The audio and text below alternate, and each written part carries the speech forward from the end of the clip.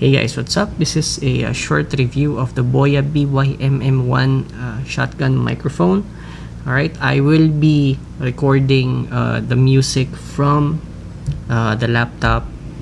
Alright, so by the way, there is a fan blowing from the back of the camera. The camera, by the way, is a Canon M50 with a kit lens. Alright, so basically we have this camera wired onto this microphone, wired directly to the camera's microphone jack.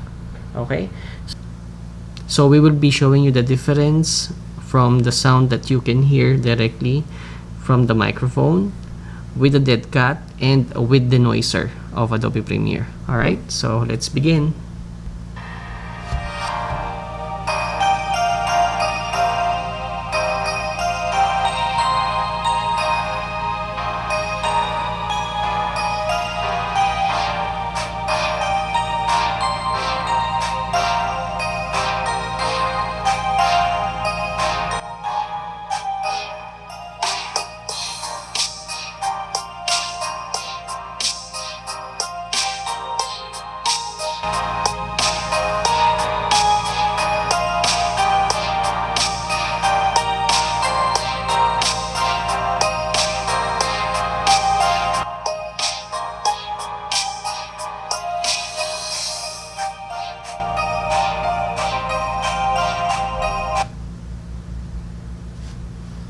Okay, so now let's try with the dead cat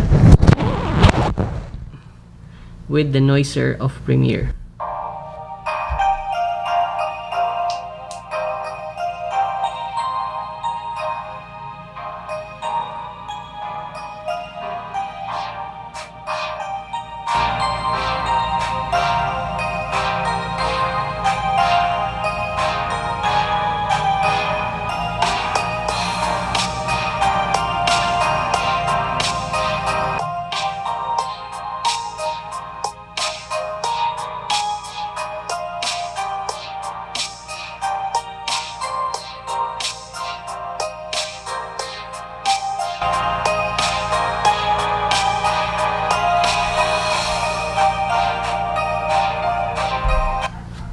Alright, so basically that's the short comparison of the audio recording from the Boya BYMM1.